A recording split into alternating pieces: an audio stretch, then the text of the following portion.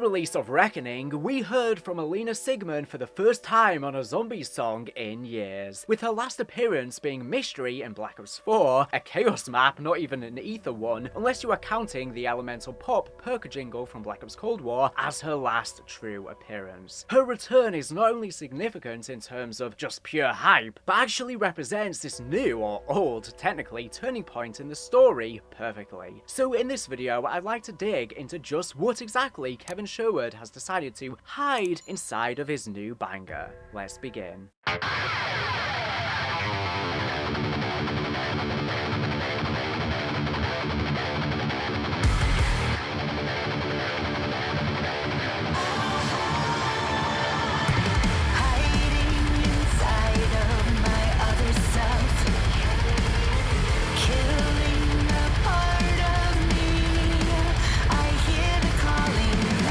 Immediately, we are met with a callback to The Gift, which we've already seen referenced in this game in Destroy Something Beautiful. In The Gift, we have the line,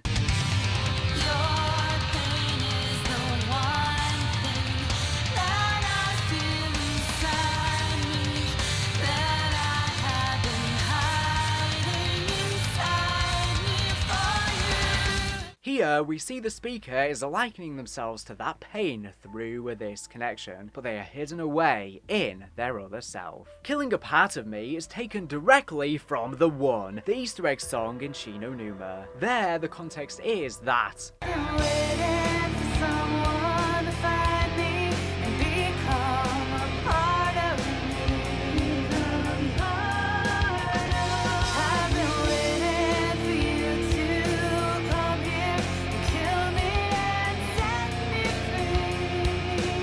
However, here we have a distortion of that line. Originally, the speaker, in the case of The One, we can say was meant to be Sam, of whom was waiting for someone to become a part of her. Here, the speaker has killed that part of themselves by hiding inside of their other self. That sounds a bit complex, so let's think about it another way. They've had to pretend to be a totally different person, hiding inside of a false identity. All the while, it was killing the true core of their real identity. This is very conceptual right now, but as we get further into the song, this will start to make a lot more sense. So just stay with me for now, and let's get into the next verse. I can see it in my dreams, and I don't know what it means. Now another light goes out.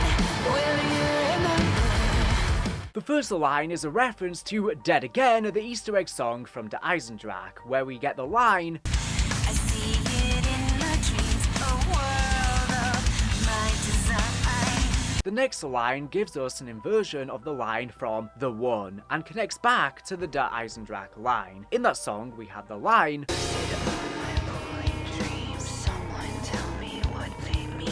There, the speaker is having these lucid and ever-growing dreams, but is totally unsure of what they represented, asking someone, anyone, for help, much like Samantha at that stage of the Ether storyline. Now we have the opposite. The speaker in this song can see something very clearly in their dreams, yet they still don't understand the meaning. Now, however, they are past asking someone else for assistance. Another light goes out is yet another reference to The Gift. In that song, we see the first verse is, Up in the sky, downwind, another light goes dim, and I know it's him, raining like a storm again, deep inside me, light of my life, got my shadow wandering in my mind. Now the threads will unwind when all the stars are aligned. there, he has dimmed yet another light, and you can check out the past analysis videos on the Easter egg songs in Black Ops 6 for more discussion on this topic. Now, however, the light has actually gone out. Perhaps all lights have now gone out. There are no more cycles, there is just the dark ether. Let's continue with the song. I'll be the one. I'm coming home now, so painfully and slow. Here we see a list of obvious references. First we have The One, then Coming Home, then Pareidolia. I'll play now. Now I remember what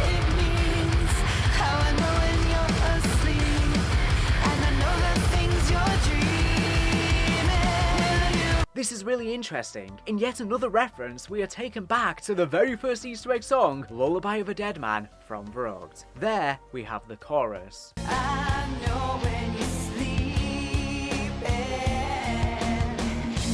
I know the things you're dreaming, and I know you will never give up and die. In Lullaby, this was an early insight into where the story would go. If we take this to retroactively be from Samantha's perspective, it shows her vision and power over much of the world, the ether giving her the ability to see all. In this new song, we have the speaker saying they remember what it meant to be able to know when you were sleeping, and what it was you were dreaming. In effect, the speaker is remembering the line from the Verrugt Easter egg song and admitting that it was them who held this power. This is interesting though, because according to the law of reckoning, isn't Samantha Maxis dead? According to the recounts of the Forsaken, Richtofen, and even the Sam AI. Well yes, but I'm not sure that's exactly what's going on here. Hold this thought as we discuss the chorus. Let's continue. Remember us when you're in the darkness, when the sun won't shine for you. I'll find a way far from you. And remember us,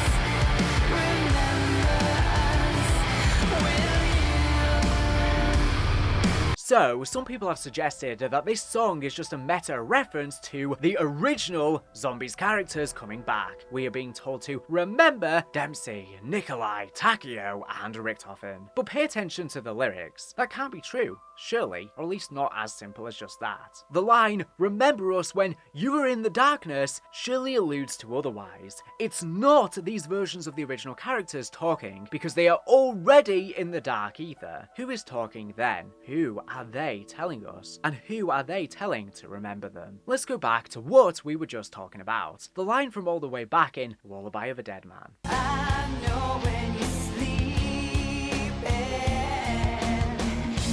I know the things you're dreaming, and I know you will never give up and die.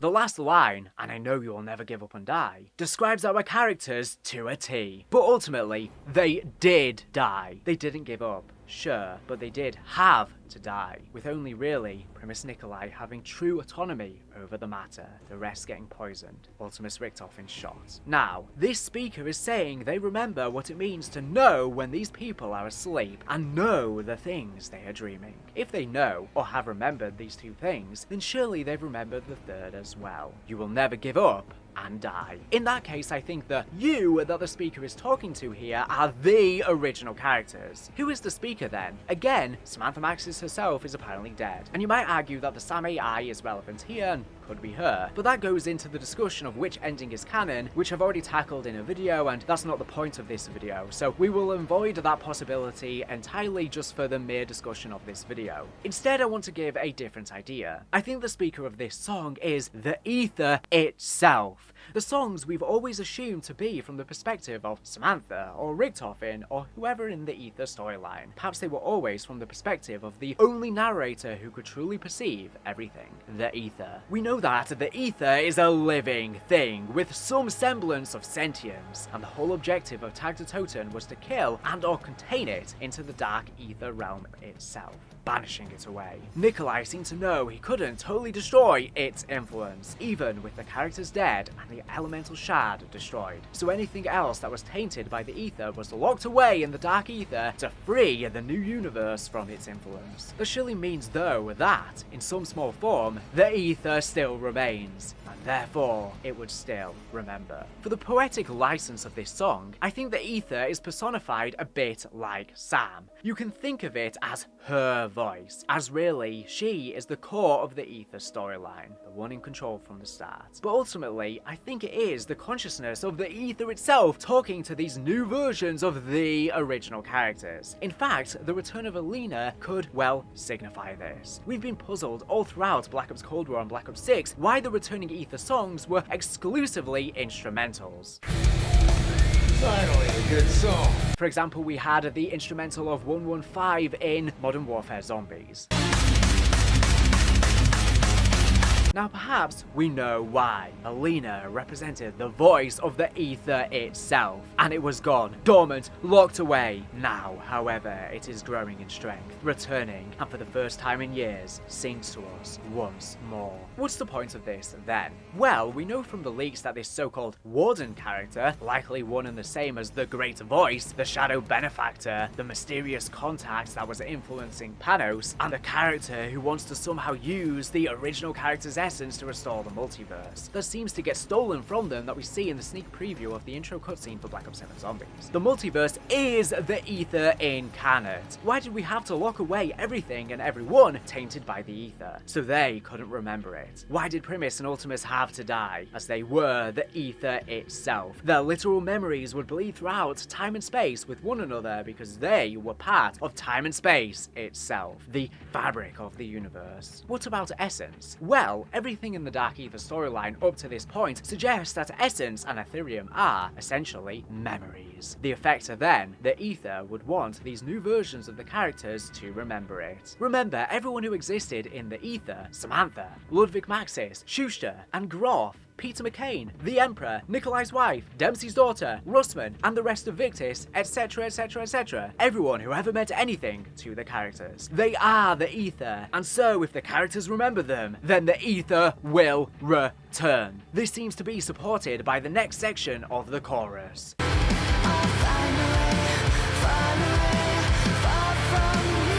We've switched from the speaker saying "remember us" to "I," indicating a change in perspective. I think this is perhaps one of the characters, maybe Nikolai if he is still heroic and wanting to put things right as before. He will find a path through this new trial, but far, far away from the corruption of the ether. Let's get into the next segment of the song.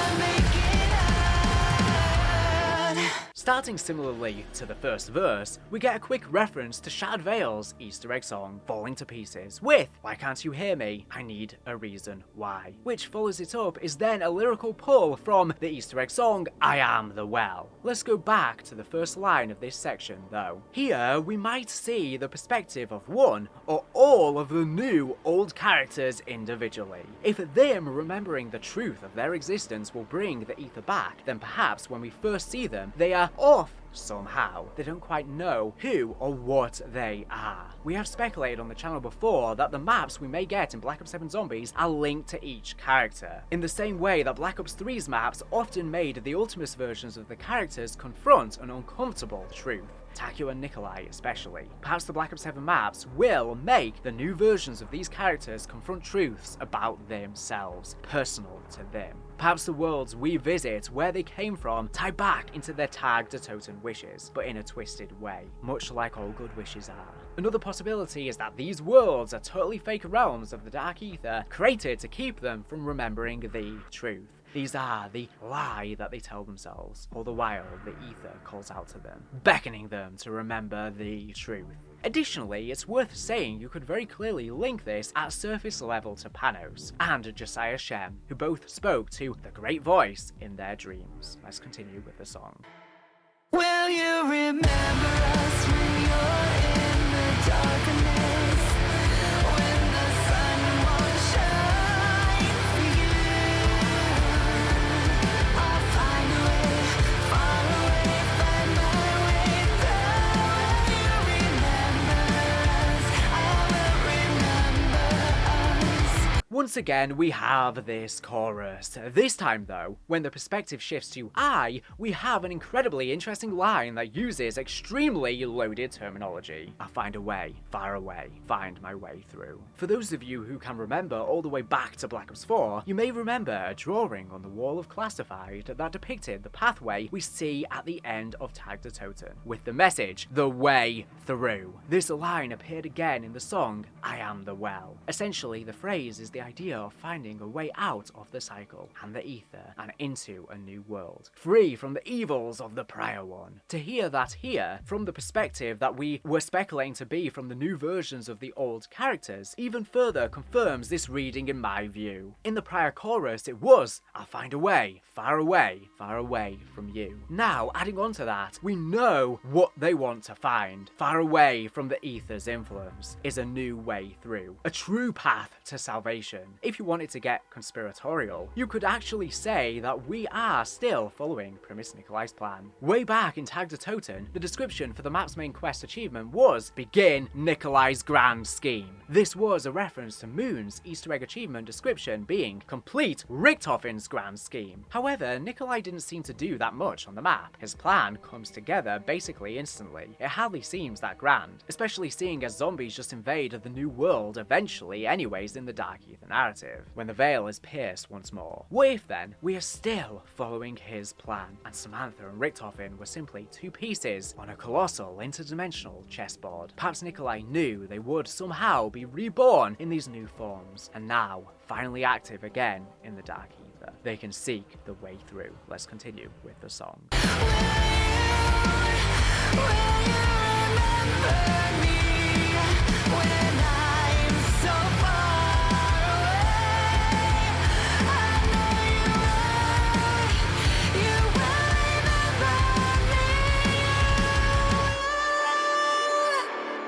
This section is interesting, and I'd like to actually pass it to you guys in the comments, as I'm not entirely certain whose perspective it could be from. Whereas the main speaker, who we've said to potentially be the ether itself, has used us up until this point, which makes it likely it's now shifted to me. Could this actually be Samantha herself, her last wish? Perhaps if Nikolai is playing an important role, this is his wife talking exclusively to him, taking a form that means more, as opposed to everyone lost within the ether. Maybe this could be true for all of the characters. Maybe as Nikolai is tested by a phantom of his lost wife, Takeo is tested by the spirits of his ancestors, particularly his grandfather, who we know from the ether storyline was his idol, and who ultimately died, seemingly with much left unsaid between the two. The Path of Sorrows was actually his sword, with Saburo Masaki engraved upon the blade's guard. Richtofen could be tempted by Maxis, and perhaps Dempsey could be visited by the ghost of his daughter, who we never found out much about, aside from the vague implication that she might actually be Misty, although that could have just been a gag. So perhaps this section is that, an individual vision appearing out of the ether to the characters, trying to manipulate them into remembering. Because if they can remember just one specific person strongly enough, perhaps that is enough for the ether's corruption to begin again. Let's continue with the song.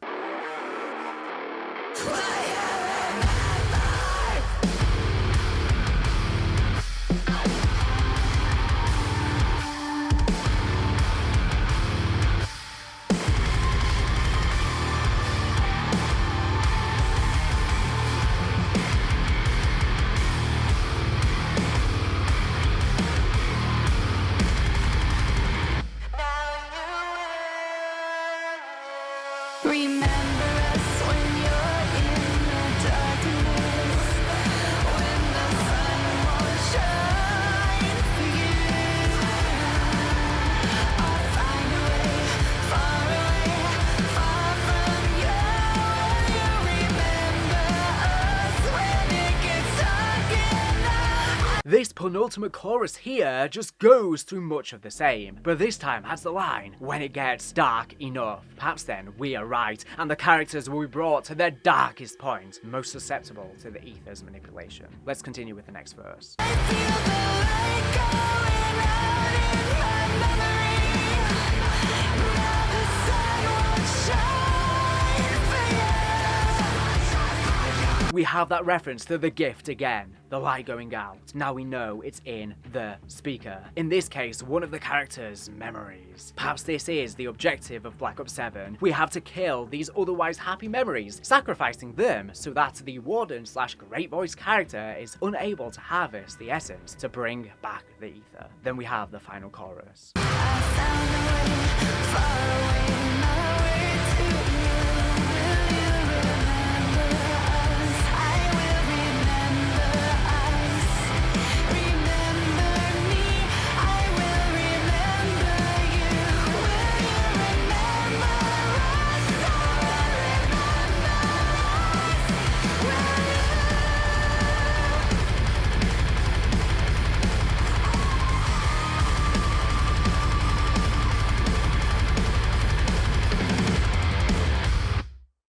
the final chorus, we hear the same refrain of them finding their way again. This time, the single speaker saying they have found the way is past tense. So, they've done it then. They found their way to someone. Who is it then? Is it the ether? Is it their loved ones? Let me know what you think in the comments below. This song is so interesting to me as it's one of the first since Alone that has lots on the surface, but feels very dense with meaning to the core. And perhaps, like Alone, this is one we will come back to many maps down the line into Black Ops 7 to uncover and retroactively discover new meaning in it. But let me know what you think of everything I've discussed in this video and your own theories and interpretations in the comments. Like I've said in my other Easter egg song analyses, Kevin Sherwood writes these songs often very ambiguously without one set answer. It's purposefully intended to be open-ended and up to the audience to determine what you think. So let me know what you think. Plenty more videos to come. Thank you for watching the video. Make sure to subscribe if you're not here for the latest and greatest Call of Duty news information. So anyways, thank you for watching, and bye.